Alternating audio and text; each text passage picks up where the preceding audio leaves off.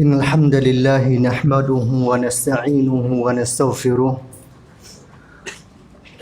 ونعوذ بالله من شرور أنفسنا وسيئات أعمالنا من يهده الله فلا مضل له ومن يضلل فلا هادي له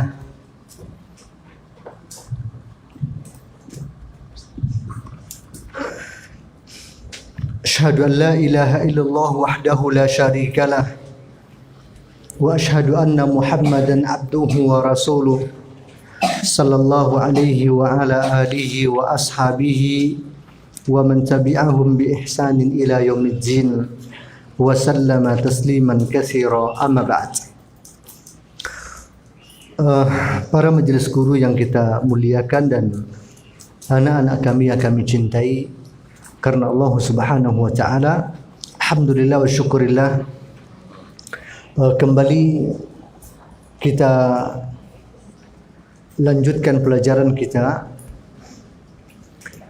dari tafsir surati Al-Fatihah. Pada pertemuan yang lalu kita sudah sampai di ayat yang ke berapa?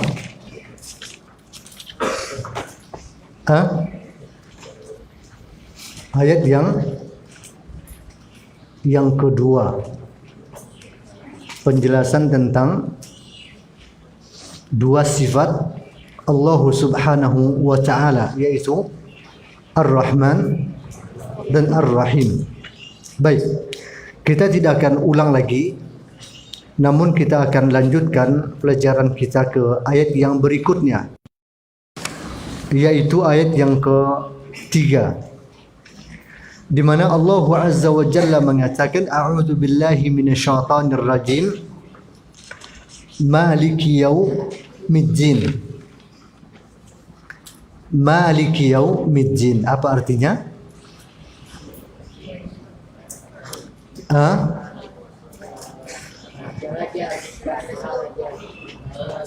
Ya, baik. Kalau ya terjemahan bil makna yaitu yang menguasai hari pembalasan. Ya, hari pembalasan. Baik. Nah, di ayat yang mulia ini Allah Azza wa Jalla masih menjelaskan kepada kita tentang salah satu sifatnya dan juga sekaligus menjadi nama bagi Allah Azza wa Jalla, yaitu Al-Malik. Apa arti Al-Malik? Yaitu raja atau penguasa. Al-Malik merupakan salah satu sifat dan nama bagi Allah Subhanahu wa taala. Nah, apa yang dimaksudkan oleh ayat ini? Mari kita lihat apa yang disebutkan oleh Al-Imam Asy-Syaikh Nasir As-Sa'di rahimahullahu taala tentang ayat ini. Beliau mengatakan Al-Malik atau Al-Malik huwa man ittasafa bi sifatil mulki allati min athariha annahu ya'muru wa yanhar wa yusibu wa yu'aqib wa yatasarrafu bimamalikihi bijami'i anwa'it tasarrufat. Ini yang pertama maksudnya. Jadi Al-Malik dialah yang disifati dengan sifat Al-Mulku atau Al-Mulku atau Al-Milku, yang artinya adalah menguasai, yang mana turunan dari sifat menguasai atau merajai adalah bahwasanya Allah Azza wa Jalla berhak untuk memerintah dan melarang. Karena raja berhak untuk memerintah dan melarang. Iya begitu? Raja berhak memerintah, berhak melarang, juga berhak. Kalau ada raja yang tidak bisa memerintah dan tidak bisa melarang, berarti itu adalah raja yang tidak punya kekuasaan, atau raja yang tidak punya wilayah. Nah, tentu itu tidak mungkin terjadi pada Allah Azza wa Jalla. Justru Allah disebut dengan Al-Malik atau Malik karena memang Allah Azza wa Jalla berkuasa untuk memerintah dan melarang hamba-hambanya. Wa yusibu wa yu'aqib. Allah juga berkuasa untuk memberikan balasan. Yusibu, balasan kebaikan berupa pahala dan semacamnya, wa yu'aqib, dan Allah Azza wa Jalla berkuasa untuk menghukumi, memberikan sanksi dan semacamnya. Jadi seorang raja bila mana rakyatnya melakukan kesalahan, maka raja berhak dan kuasa untuk memberikan sanksi atau hukuman. Sebagaimana ketika rakyatnya melakukan sesuatu kebaikan, maka raja kuasa untuk memberikan imbalan, memberikan balasan, memberikan hadiah dan semacamnya. Begitulah kerajaan Allah Azza wa Jalla di alam ini dan di atas makhluk-makhluknya. Baik, kemudian wa yatasarrafu bimamalikihi bijami'i anwa'it tasarrufat. Allah juga maha kuasa untuk melakukan tasarruf, untuk melakukan apapun di dalam kerajaannya ini. Apa saja itu yang dikatakan oleh Allah Azza wa Jalla ayat yang lain, fa'alun lima yurid. Allah maha kuasa untuk berbuat apapun yang dikehendaki oleh Allah Azza wa Jalla. Yaf'alu ma yasha. Allah berkehendak untuk melakukan apa saja, maka Allah mampu untuk melakukan itu. Ini juga merupakan di antara bukti bahwasanya Allah Azza wa Jalla merupakan penguasa atas alam semesta. Allah ingin hidupkan makhluk, maka Allah mampu untuk melakukan itu. Ketika Allah Azza wa Jalla ingin melenyapkan sesuatu dari alam ini, maka Allah Azza wa Jalla juga kuasa untuk melakukan itu. Allah mampu untuk menerbitkan matahari dari timur ke barat. Dan kalau sekiranya nanti Allah Azza wa Jalla, dan kalau sekiranya Allah Ta'ala berkehendak untuk menerbitkan matahari dari barat ke timur, maka Allah Azza wa Jalla juga mampu untuk melakukan itu. Sebagaimana yang disebutkan oleh Rasulullah sallallahu alaihi wa alihi wasallam di dalam hadis sahih. Apa kata Rasul?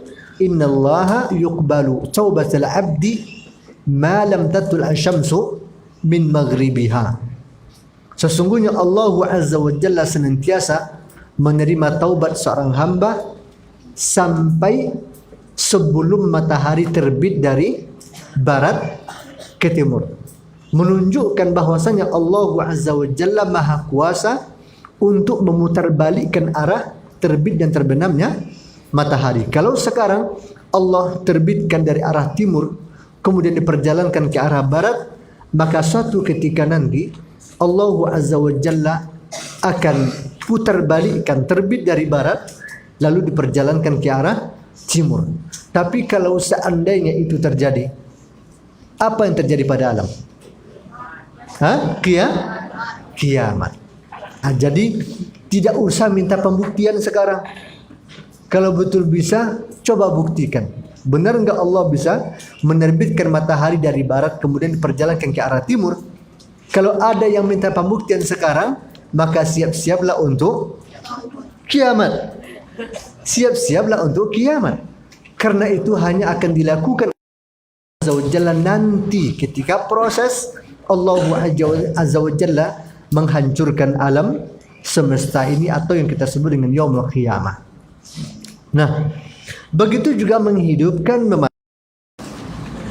menyembuhkan, mendatangkan penyakit, memberikan manfaat, menghilangkan mudarat. Semua itu tidak ada yang sulit bagi Allah Azza wa Jalla bila mana Allah Azza wa Jalla berkehendak untuk melakukan itu. Kita sudah berulang kali sebutkan pada pertemuan-pertemuan yang sebelumnya bagaimana maha kuasanya Allah Azza wa Jalla untuk bertasarrufat, untuk melakukan apapun, untuk berdaya upaya, untuk berbuat apa saja yang dikehendaki oleh Allah Subhanahu wa ta'ala. Dan itu tidaklah dapat dilakukan oleh seorang pun di antara makhluk-makhluk Allah Subhanahu wa ta'ala. Taib. Disebutkan di dalam hadis, atau kita sebutkan kenapa sekarang ini disebutkan Maliki Yaumiddin, yang menguasai hari pembalasan, raja nanti pada yaumul qiyamah. Apakah ayat ini menunjukkan bahwasanya Allah Azza wa Jalla sekarang ini belum lagi menjadi raja?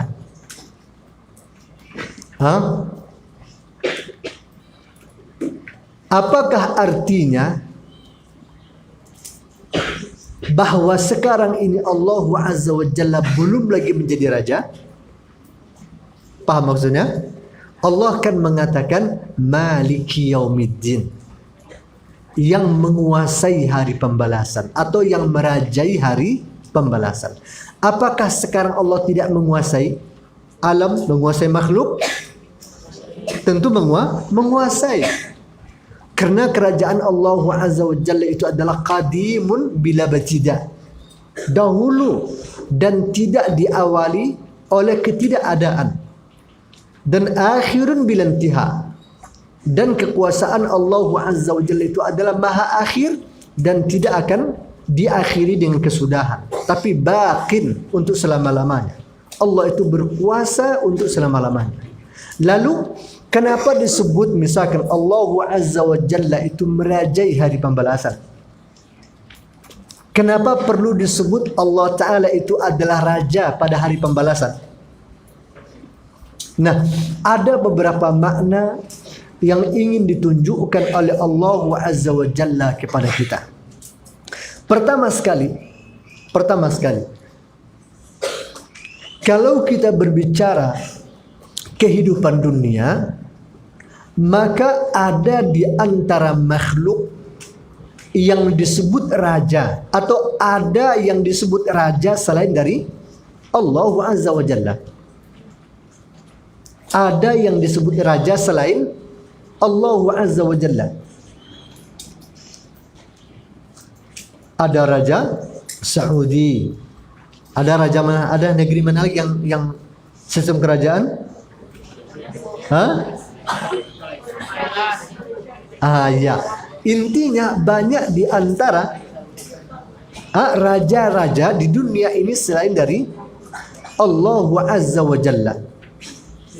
Akan tetapi tentunya raja-raja yang ada tidaklah akan sama dengan keberadaan Allah Azza wa Jalla sebagai raja.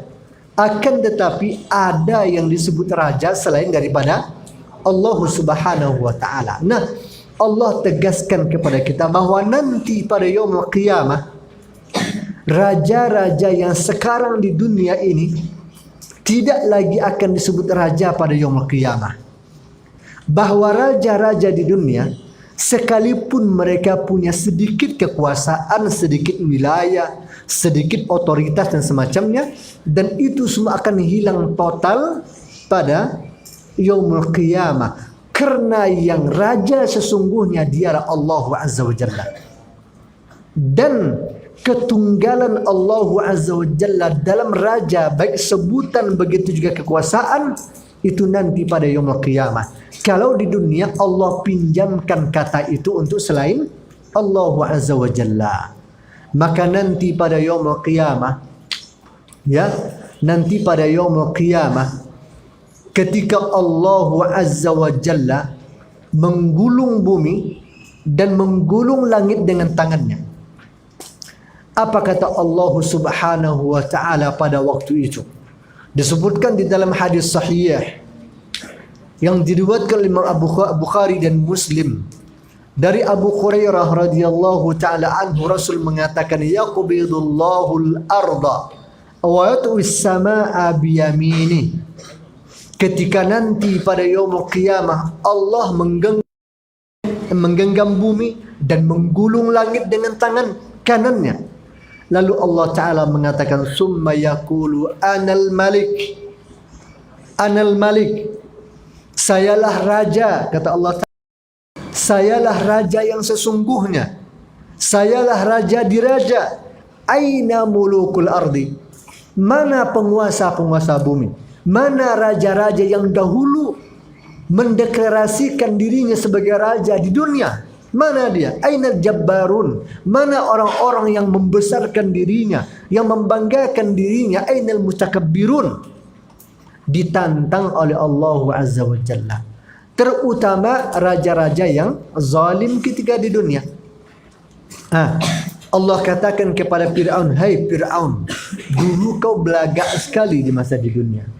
Kau katakan dirimu raja, kau katakan dirimu Tuhan. Sekarang coba kau buktikan mana kerajaanmu. Betul enggak engkau raja? Betul enggak engkau bisa berbuat sesuka hati?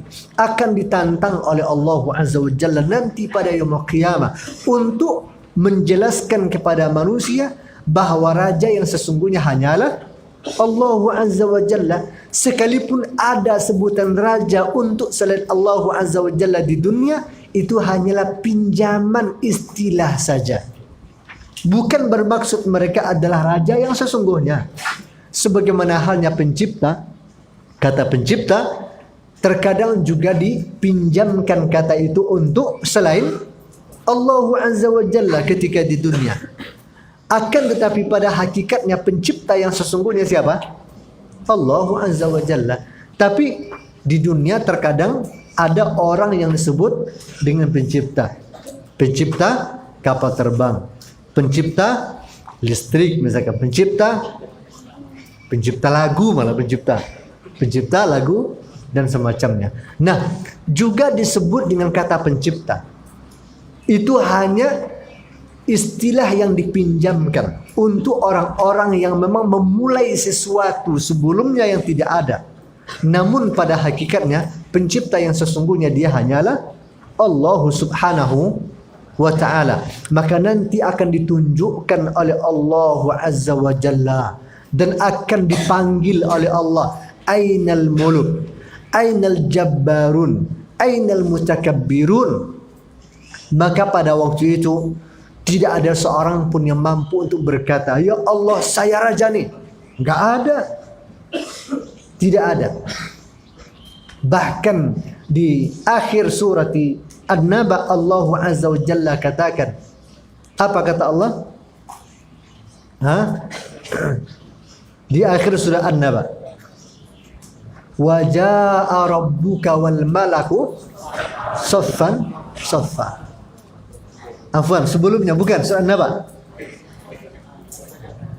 Bukan surah An-Naba apa?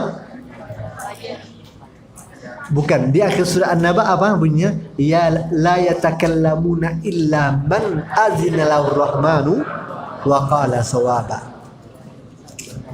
Apa ayatnya pangkalnya? Zalika yaumul haq.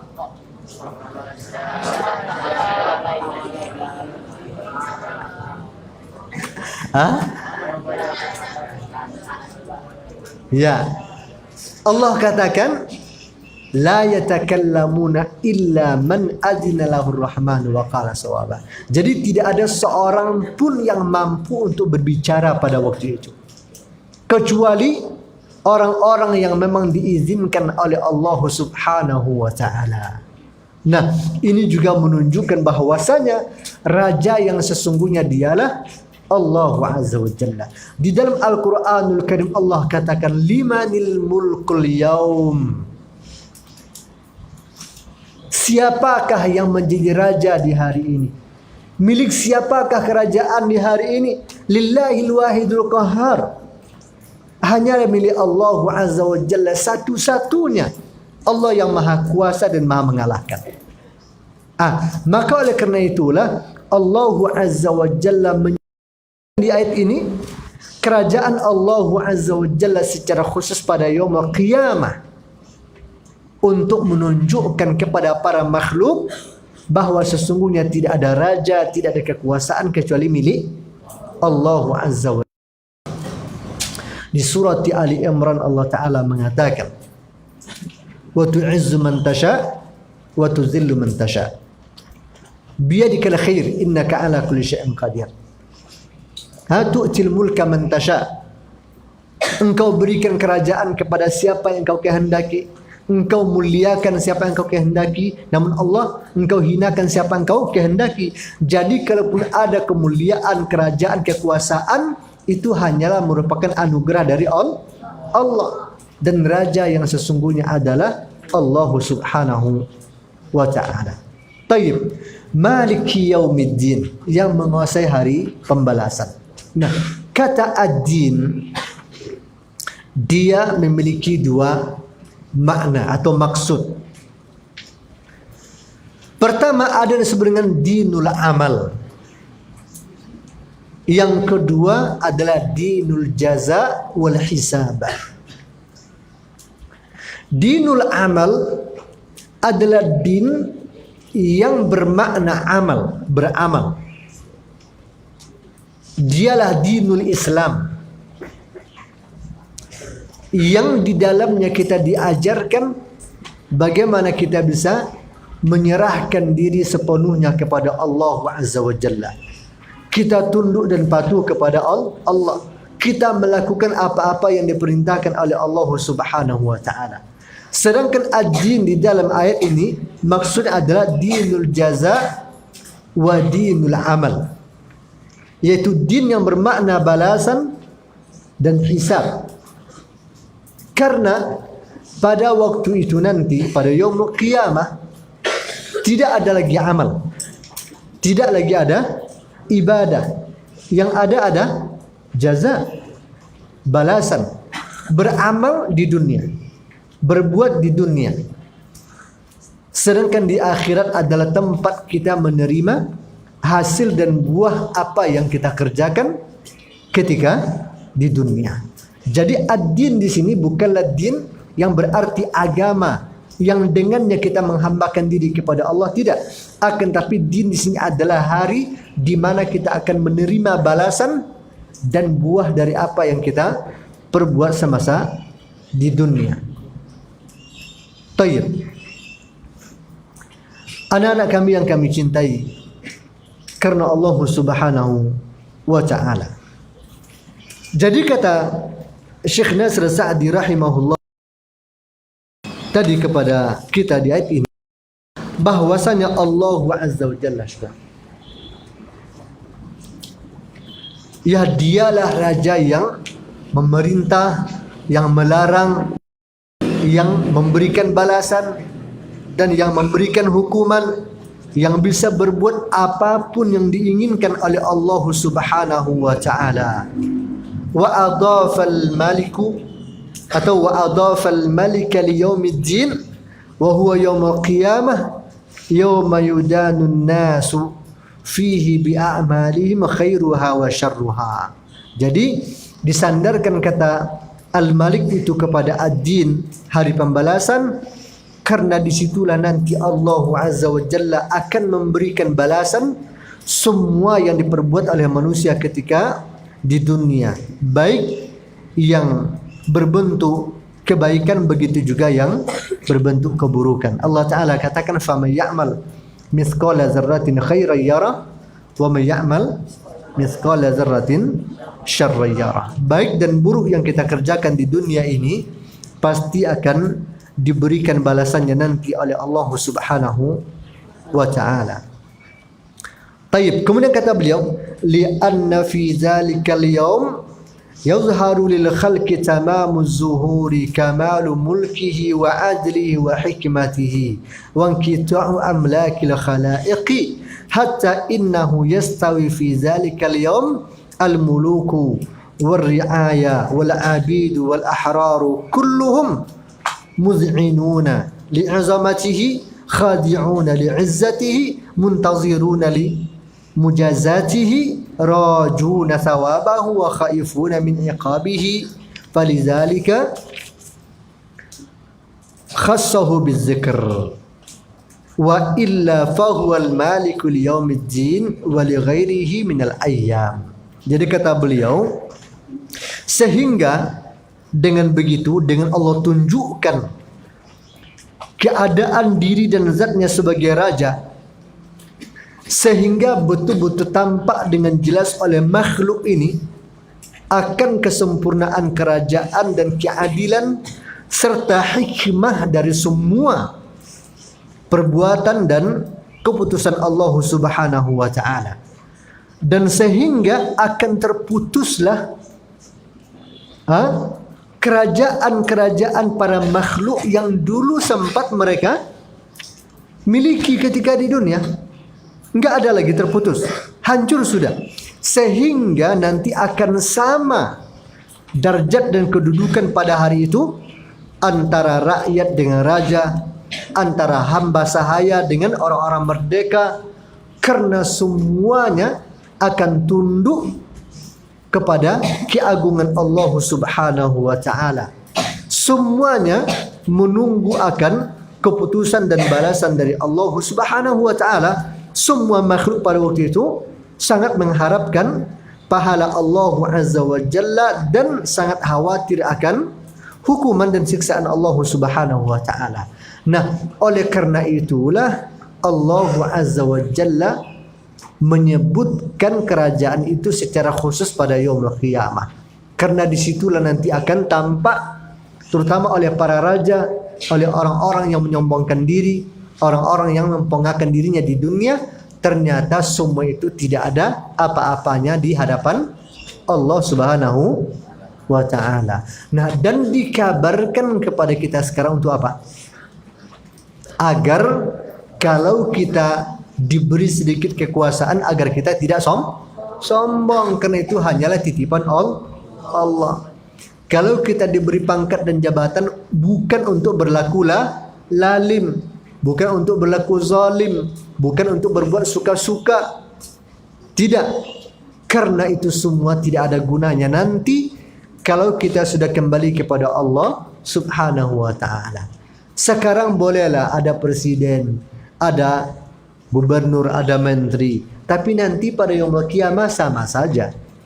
Kalian yang sekarang ini sebagai anak sekolah, ya kan, dengan guru-guru, dengan para pejabat, semua kita sama. Sama apa? Sama-sama hamba bagi Allah. Sama-sama tidak bisa berbuat apa-apa di hadapan Allah. Sama-sama mengharapkan rahmat dan kasih sayang Allah. Sama-sama takut dan khawatir akan siksaan dan murka Allah Subhanahu wa taala. Semua sama. Maka dari sekarang pastikan, kalau seandainya nanti Allah taala berikan kalian umur panjang sehingga mendapatkan anugerah berupa pangkat dan jabatan, kekuasaan dan semacamnya, jangan sampai disalahgunakan. Jangan sampai sombong dengan itu. Jangan sampai lupa diri dengan itu, karena nanti pasti akan dimintai pertanggungjawaban dan akan ditantang oleh Allah Azza wa Jalla pada yaumul qiyamah. Ini. Jadi bukan berarti Allah tidak raja sekarang, tidak. Allah itu raja pada yaumul qiyamah dan raja di dalam semua hari-hari yang ada di dunia dan di akhirat. Akan tapi sekali lagi disebutkan kerajaan Allah taala itu pada yaumul qiyamah karena di situ memang hanya Allah sajalah yang disebut raja. Allah saja yang disebut penguasa pada waktu itu. Selain daripada Allah, semuanya sudah menjadi hamba dan sudah menjadi budak bagi Allah Subhanahu wa taala. Baik. Kemudian ayat yang berikutnya, iyyaka na'budu wa iyyaka nasta'in. Apa artinya? Hanya kepada Engkau kami menyembah, ya Allah, dan hanya kepada Engkau kami minta pertolongan. Ya, iyyaka na'budu wa iyyaka nasta'in. Nah, kalau kita lihat secara kaidah bahasa Arab, ayat ini bentuk susunannya mendahulukan maf'ul bih dari fi'ilnya. Mendahulukan maf'ul dari fi'ilnya. Apa itu maf'ul? Sudah belajar maf'ul bih? Belum? Sudah. Apa itu maf'ul? Objek, ya. Kalau fi'il, kata kerja. Atau bahasa lain, fi'il itu adalah perbuatan. Kalau maf'ul bih yang diperlakukan. Ya. Ya. Kalau fi'il itu pekerjaan, kalau maf'ul bih yang yang dipekerjakan atau yang dikerjakan. Objek. Nah, seharusnya maf'ul itu secara asal terletak setelah fi'il kata kerja. Seperti daraba Muhammadun Zaidan.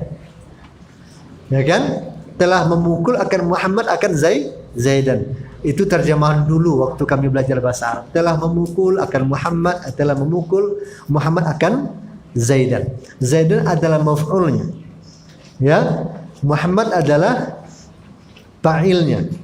Sedangkan daraba adalah fi'ilnya. Nah, di sini dibalik oleh Allah Azza wa Jalla. Maf'ulnya disebutkan dulu, yaitu iyyaka. Kemudian baru datang fi'ilnya na'budu. Kepada Engkau kami menyembah dan kepada Engkau kami minta tolong. Nah, anak-anak sekalian, susunan ini bukanlah susunan yang begitu saja tanpa ada maksud dan makna yang diinginkan oleh Allah Subhanahu wa ta'ala. Karena kalau secara kaidah bahasa, na'budu iyyaka wa nasta'inu iyyaka, itu benar susunannya. Secara kaidah bahasa Arab, na'budu iyyaka, nasta'inu iyyaka. Tapi Allah mendahulukan maf'ulnya, iyyaka na'budu wa iyyaka nasta'in. Nah, apa yang diinginkan oleh Allah Azza wa Jalla dengan susunan yang seperti ini? Disebutkan oleh para ulama ada dua sekurang-kurangnya hikmah dan maksud yang bisa kita ambil. Pertama sekali adalah lihtimami, untuk menarik perhatian kita. Karena biasanya sesuatu yang ganjil, yang di luar dari kebiasaan itu suka mencuri perhatian. Iya begitu? Benar. Sesuatu yang berbeda dari kebiasaan itu biasanya menarik perhatian. Sama kayak kalian hari ini pakai baju seragam putih. Nanti kok ada satu yang pakai baju merah, itu akan jadi perhatian. Kenapa? Karena dia mukhalafatul adah, menyelisihi kebiasaan. Ya. Nah, maka oleh karena itu Allah merubah susunan kata ini dari apa yang biasa terjadi secara kaidah bahasa Arab. Tujuannya adalah lihtimam, untuk menarik perhatian kita, agar kita benar-benar memperhatikan ayat ini. Ada apa nih? Kok begini susunannya? Kok iyyaka pula baru na'budu? Begitu maksudnya. Ya. Nah, itu salah satu cara yang dilakukan oleh Allah Azza wa Jalla untuk menarik perhatian seseorang bila mana Allah hendak menjelaskan kepada kita tentang sesuatu yang sangat besar. Jadi, kalau kita ingin menjelaskan kepada seseorang sesuatu yang besar berharga, itu biasanya perlu dimuqaddimahi. dengan hal-hal yang bisa menarik perhatian orang. Macam-macam. Dulu Abu Hurairah, sedikit saya sampaikan. Ketika Abu Hurairah melihat orang-orang sudah mulai tidak lagi tertarik kepada majlis ilmu di masa itu, di masa setelah wafatnya Nabi, orang sibuk berniaga, sibuk di pasar, sibuk di mana-mana, sehingga banyak majlis-majlis sudah mulai ditinggalkan, majlis ilmu. Lalu terpikirlah Abu Hurairah bagaimanalah cara menarik perhatian orang agar mereka ini bisa kembali mencintai ilmu dan majelis ilmu seperti dulu di masa hidupnya baginda Rasul sallallahu alaihi wasallam. Nah, kalau seandainya disampaikan hadis-hadis yang menyebutkan tentang fadilah, mungkin karena sudah biasa didengar, kadang-kadang tidak menarik perhatian lagi. Kalian pernah enggak dengar hadis yang mengatakan man salaka tariqan yaltamisu fihi ilman sahalallahu lahu bihi tariqan? Bukan sekedar dengar tapi hafal. Ya kan? Tapi antum merasa rugi enggak kalau enggak hadir majelis taklim? Hah? Merasa rugi enggak? Ada pengajian nih, terus antum enggak datang, rugi enggak? Jujurlah, Allah Maha tahu. Allah Maha tahu. Tapi kemarin kita sudah berjanji jujur karena Allah tahu yang ada di hati kita. Atau nih 50-50 sudah mulai berubah, ya kan? Nanti nggak 50-50 lagi kadang-kadang, ya kan? Sekarang antum ditawarin, nah minggu depan kita ada 2 agenda. Pertama, agenda kita adalah pergi rihla ke Sumbar 2 hari. Rihla yang kedua adalah pergi daurah ilmiah diisi oleh ustaz dari luar kota, Ustaz Kondak. Kalian pilih mana? Hah? Pilih mana? 2 hari menghabiskan hari libur itu ke Sumbar sana atau menghabiskan 2 hari libur itu belajar agama. Tabda akbar.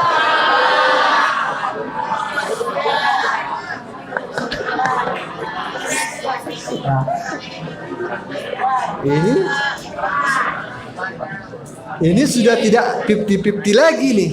Ini sudah mia fil mia, yaitu 100% ternyata pilihannya untuk rihla ke terserah, kan? Padahal kalau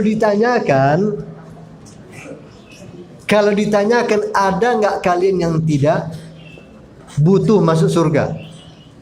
Ada nggak yang enggan masuk surga? Ada nggak yang tidak mau masuk surga? Semua ingin masuk surga? Serius? Terus kenapa Sumbar? Padahal untuk menghantarkan kita ke tujuan itu, yaitu surga, nuntut ilmu. Kenapa nggak pilih nuntut ilmu? Terserahlah jawabannya. Berarti sama saja, ya kan? Nah, maka oleh Abu Hurairah, dengar nih. Jadi oleh Abu Hurairah, ternyata kalau dibacakan ayat saja kadang tak mempan. Dimotivasi dengan hadis fadilah majelis taklim kadang-kadang juga tidak mempan lagi. Nah, maka perlu dicari strateginya. Bagaimana bisa mendongakkan kepala orang. Jadi pergilah Abu Hurairah ke pasar. Apa kata Abu Hurairah di pasar pada waktu itu? Ngapain kalian ramai-ramai di sini? Apa nih kisah?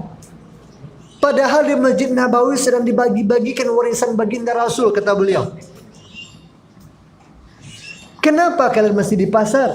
Padahal di Masjid Nabawi sekarang sedang dibagi-bagikan apa? Warisan Nabi. Nah, kalian kalau sebut warisan terbayang apa coba? Duit. Yang terbayang duit. Terbayang harta. Sama seperti ada nih orang di kampung sini nongkrong-nongkrong di warung, nongkrong-nongkrong ngobrol-ngobrol. Terus datang kawan, ngapa kalian sini? Itu BLT sudah dibagi di kantor desa. Apa BLT? Bantuan langsung tunai. Itu BLT lagi dibagi loh. Kenapa kalian sini? Wah, pasti bubar tuh majelisnya. Berlari ke kantor desa. Takut tidak dapat BLT. Padahal jumlahnya mungkin cuma 300.000, 400.000. Kata Allah, wa tuhibbunal mala hubban. Apa artinya? Kalian memang sudah cinta berat terhadap harta. Bubar.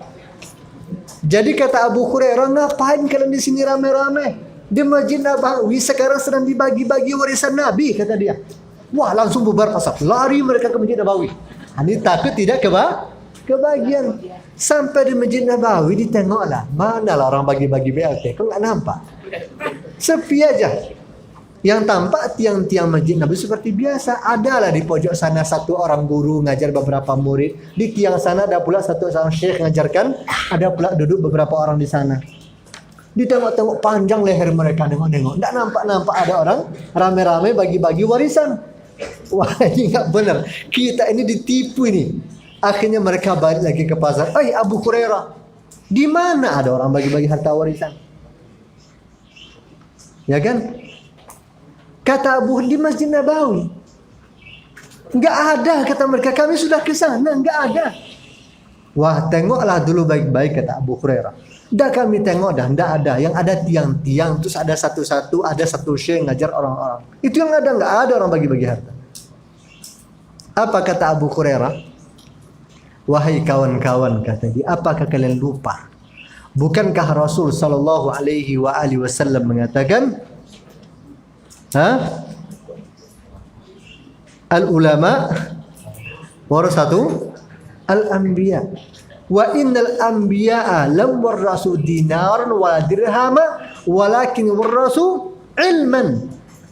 Bukankah Nabi telah mengatakan bahwasanya para ulama itu adalah pewaris para nabi. Para nabi itu tidak mewariskan dinar, tidak dirham. Tapi yang diwariskan Nabi itu apa? Ilmu. Jadi warisan Nabi yang beliau maksud adalah majlis ilmu yang ada di Masjid Nabawi. Nah, padahal kemarin disuruh ngaji, tidak peduli. Disuruh taklim, acuh tak acuh. Pas dibilang bagi warisan, wah langsung berlari. Jadi menunjukkan untuk menjelaskan sesuatu yang besar itu kadang-kadang perlu disiasati caranya, perlu dimukaddimahi. Nah, jadi sekali lagi Allah menampilkan dalam bentuk yang sedikit berbeda dari kaidah biasanya untuk apa? Menarik perhatian. Karena setelah itu ada perkara besar yang hendak dijelaskan oleh Allah Azza wa Jalla kepada kita. Paham? Betul paham? Apa perkara besar yang dimaksudkan? Yaitu na'budu. Bahwa kita ini adalah hamba-hamba Allah yang adalah beribadah kepada Allah. Wa ma khalaqtul jinna wal insa illa liya'budun. Itulah tujuan kita diciptakan. Itulah tujuan kita diciptakan.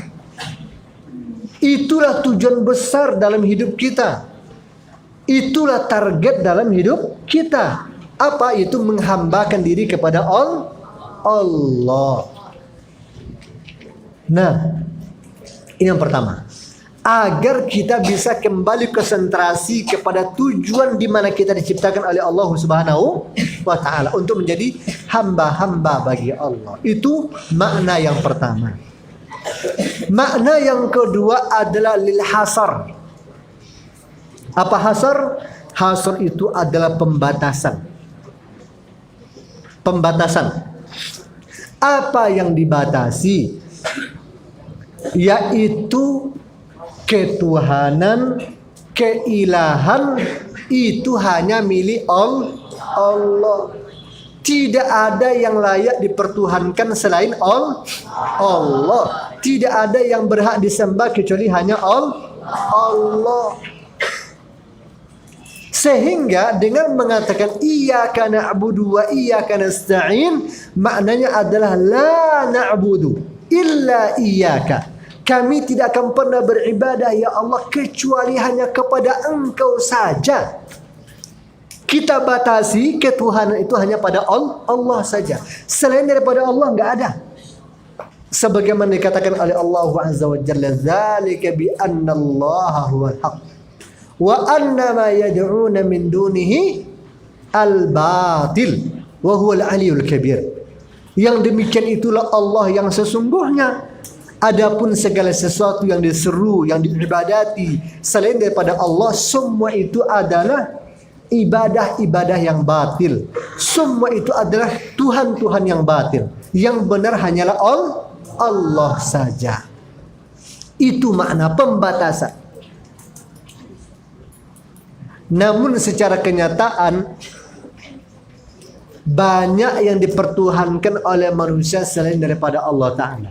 Kalau dulu orang-orang jahiliyah, mereka punya Tuhan lain. Apa itu? Ada Lata, ada Uzza, ada Hubal, ada Manat, dan seterusnya. Bahkan di dalam Ka'bah itu tidak kurang dari 360 Tuhan yang mereka simpan di sana. Tuhan palsu, Tuhan batil. Karena yang benar hanyalah Allah Subhanahu wa Ta'ala saja. Maka oleh karena itu, kalau kita benar-benar paham dengan ayat ini, jangan sekali-kali kita menjadi hamba-hamba Tuhan selain Allah. Kalau bahasa Nabi ada hamba apa? Ta'isa abdad dunya, celakalah hamba dunia. Wa ta'isa abdad dinar, abdad dirham, abdad khumaisa, abda khumaila, ta'isa in kasafa. Celakalah hamba dunia, celaka hamba dinar, celaka hamba dirham, celaka hamba khumaisa. Khumailah itu adalah pakaian mahal. Kalau sekarang apa orang bilang? Pakaian branded namanya.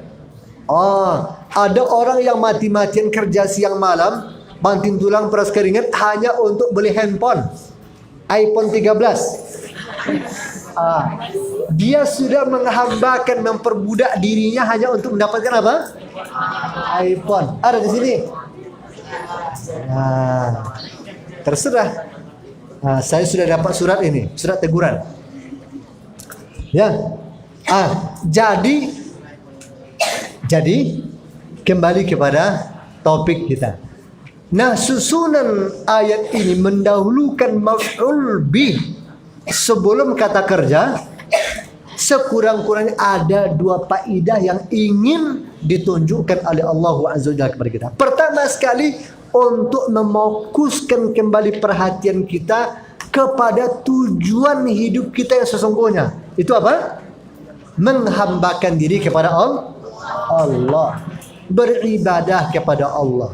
Yang kedua, menegaskan kepada kita pembatasan makna ilah. Yang disembah itu hanya pada Allah saja. Tidak boleh diberikan kata ilah kepada selain Allah. Maka yang hamba iPhone tadi, bertaubatlah jadi hamba Allah.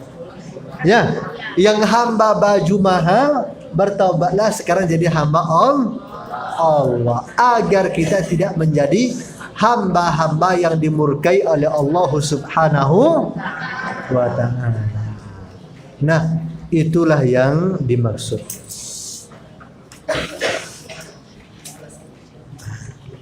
Waktu sudah habis. Nah, bagaimana? Tidak apa-apa. Sekarang kita buka tanya jawab satu. Ini agak berat-berat sedikit ini tadi pelajarannya. Mana tahu ada yang kurang paham atau saya kurang pas menjelaskan, dipersilakan. Satu saja. Ada pertanyaan? Gak ada. Tidak ada pertanyaan, itu hanya dua kemungkinannya. Karena sudah paham, atau karena tidak paham sama sekali, sehingga nggak tahu apa yang harus dipertanyakan. Mau tanya? Silakan. Baik. Saya anggap yang bertanya dia yang sesungguhnya paham. Silakan. Ya, Pak, mungkin izin ya satu ya. Assalamualaikum ya. Waalaikumsalam. Ini adalah mulia jelas tu minal pasti kami tiba. Jelas tuh fi. Fadhal. Ustaz, Antum mau nanya pakai bahasa Arab? Tidak. Silakan.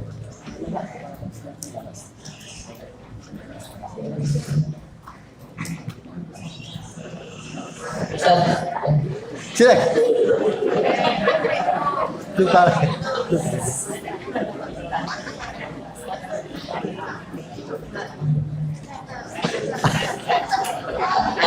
adakah tanda-tanda dari dari hari kiamat?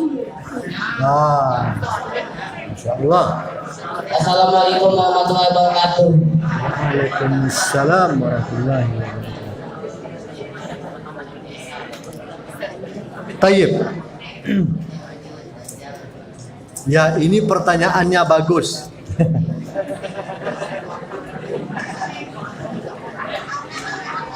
Bagus. Tapi sesungguhnya tidak bagus. Ya. Kalau ditanyakan tentang kiamat, tanda-tanda kiamat, kapan waktunya? Pertanyaan ini dulu pernah muncul di zaman Nabi yang mulia alaihissalatu wassalam. Mata sa'ah. Kapan itu kiamat? Di dalam Al-Quranul Karim Allah Ta'ala mengatakan yas'alunaka ayyana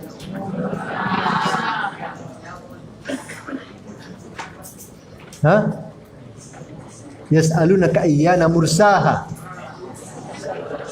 Ayyana mursaha. Mursaha adalah salah satu nama yaumul qiyamah. Fima anta min zikraha ila rabbika muntaha. Jadi kata Allah Azza wa Jalla, apa pedulinya kalian mempertanyakan kapan itu kiamat? Karena ilmu tentang kiamat itu ila rabbika muntaha, itu hanya ada pada Allah. Yas'alukan nasu 'anis sa'ati fima anta min zikraha. Di surat Al-Ahzab Allah Ta'ala mengatakan yas'alukan nasu 'anis sa'ati qul innama 'ilmuha indallah. Katakan ilmu tentang kiamat itu hanya ada pada Allah. Nah, kenapa tidak penting bertanya tentang kapan kiamat? Karena ada yang lebih penting. Apa itu? Apa yang telah engkau persiapkan untuk menghadapi yaumul qiyamah. Sebenarnya mempertanyakan itu lebih baik. Seorang sahabat bertanya kepada Rasul, ya Rasulullah, mata sa'ah. Wahai Rasul, kapan itu kiamat? Apa kata Nabi? Ma'adatta. Apa yang telah engkau persiapkan? Ya. Nah, ini yang lebih penting. Tapi Allah Azza wa Jalla memang telah memberikan tanda-tanda untuk hari kiamat. Di dalam hadis Jibril yang diriwayatkan oleh Imam Muslim rahimahullah, ketika Jibril bertanya kepada Rasul, ya Muhammad akhbirni anis sa'ah. Wahai Muhammad, kabarkan kepadaku kapan itu kiamat. Apa jawab Nabi? Mal mas'ulu anha bi'a'lama minas sa'il. Sesungguhnya saya yang ditanya tidaklah lebih mengerti daripada engkau yang bertanya, wahai Jibril. Artinya kita sama-sama tidak tahu. Karena ilmu tentang kiamat hanya ada pada Allah. Lalu Jibril bertanya yang lain, fa akhbirni an amaratiha. Kalau tidak tahu kapan kiamat, tunjukkan kepadaku tanda-tanda kiamat. Maka di hadis itu disebutkan oleh Nabi beberapa tanda kiamat. Siapa yang hafal? Apa?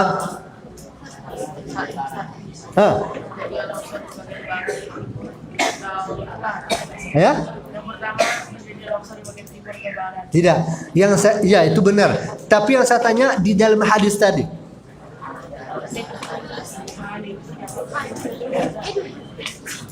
Pertama, antarul hufat al-urat ar-ri'ashat yatatawalun fil bunyan. Engkau akan melihat orang-orang berjalan tanpa alas kaki. Dan para pengembala domba berlomba-lomba untuk membangun rumah pencakar langit. Nah, jadi terbalik.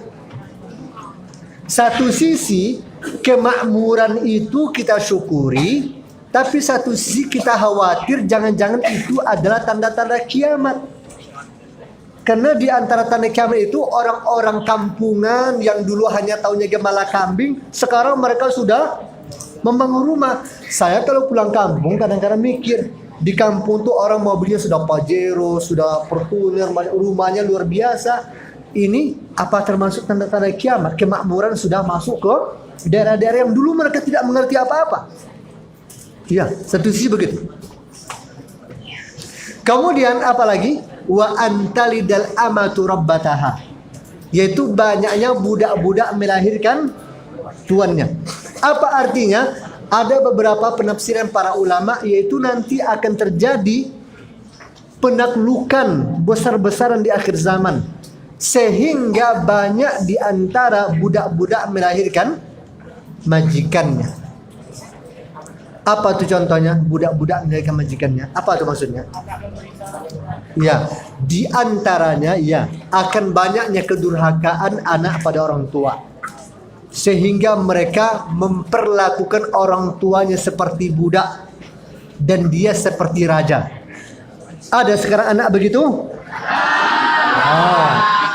Jadi semakin ke hujung zaman ini, yang akan banyak itu bukan anak soleh, tapi anak toleh. Bukan anak yang berbakti, tapi anak durhaka. Ingat, siapa yang durhaka ke orang tuanya termasuk tanda-tanda kiamat. Termasuk tanda-tanda kiamat. Jadi ada dua tanda yang disebutkan dalam hadis itu. Dan banyak lagi tanda-tanda, saking banyaknya tanda-tanda itu, sehingga dibagi oleh para ulama, ada tanda-tanda kiamat sughra, ada tanda-tanda kiamat kubra. Nah, yang sughra itu hampir semua sudah terjadi. Di antaranya masjid mega tapi sunyi dari jamaah, itu sudah ada sekarang. Itu juga termasuk tanda kiamat. Ya, termasuk tanda-tanda kiamat. Yang belum terjadi itu adalah tanda-tanda kiamat kubra. Keluarnya Ya'juj dan Ma'juj. Keluarnya Dajjal. Keluarnya api dari Hijaz. Adanya binatang yang berbicara. Lagi? Angin dari Kemudian terakhir datangnya Nabi Isa. Munculnya Imam Mahdi. Terbitnya matahari dari jadi tanda-tanda kiamat kubro sajalah yang belum lagi terjadi. Kalau yang sughronya hampir semua sudah terjadi. Ya, itu diantara tanda-tanda kiamat. Ya. Baik, itu harus dibikin kajian khusus berbicara tentang tanda-tanda hari kiamat, karena banyak sekali diantara tanda-tanda kiamat yang disebut oleh para ulama. Baik, karena waktu juga yang mengharuskan kita mengakhiri majelis ini, maka kita cukupkan dulu sampai di sini. Lebih dan kurang saya mohon maaf. Wassallallahu wasallam ala Muhammadin walhamdulillahi rabbil alamin. Wassalamualaikum warahmatullahi wabarakatuh.